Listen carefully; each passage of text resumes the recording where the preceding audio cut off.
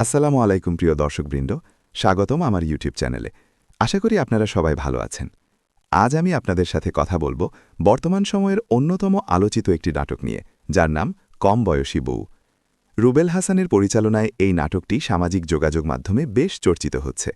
চলুন দেরি না করে জেনে নিই কেমন ছিল এই নাটকের গল্প এবং অভিনয়। নাটকের শুরুটা হয় একটি পারিবারিক নাটকীয়তার মধ্য দিয়ে। গল্পের প্রধান চরিত্র নীলজ আলমগীর, যার বয়স ৩২ পেরিয়ে ৩৩-এ পা দিয়েছে।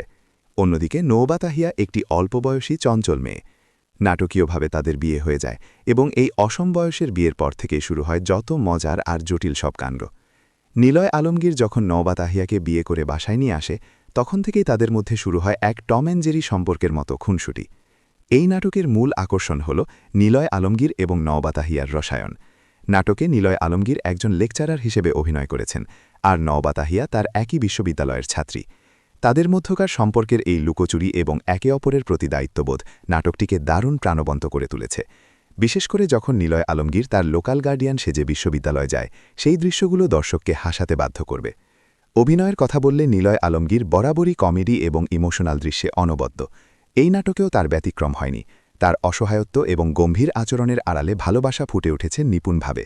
অন্যদিকে নতুন মুখ হিসেবে নওবা তাহিয়া তার চরিত্রে ছিলেন বেশ সাবলীল। একজন কম বয়সী, জিদ্দি কিন্তু সরল মেয়ের চরিত্রে তিনি নিজেকে দারুণভাবে মানিয়ে নিয়েছেন। এছাড়াও নাটকে গুরুত্বপূর্ণ ভূমিকায় অভিনয় করেছেন মাসুম বাশার, শরীফুল্লাহ এবং রেহানা জলি। প্রত্যেকের পরিমিত অভিনয় নাটকটিকে পূর্ণতা দিয়েছে।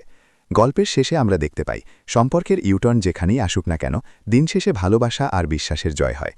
নওবা তাহিয়া যখন ক্লাসের সবার সামনে নীলজ আলমগীরের প্রতি তার ভালোবাসার কথা স্বীকার করে, সেই মুহূর্তটি ছিল নাটকের সবচেয়ে সুন্দর দৃশ্য। বন্ধুরা, আপনারা যারা এখনও কম বয়সী বউ নাটকটি দেখেননি, তারা এখনই দেখে নিতে পারেন। আর যারা দেখেছেন, আপনাদের কাছে নীলজ আলমগীর এবং নওবা তাহিয়ার জুটি কেমন লেগেছে তা অবশ্যই কমেন্ট বক্সে জানাবেন। আজকের ভিডিওটি ভালো লাগলে লাইক দিন এবং আমাদের চ্যানেলটি সাবস্ক্রাইব করে পাশেই থাকুন।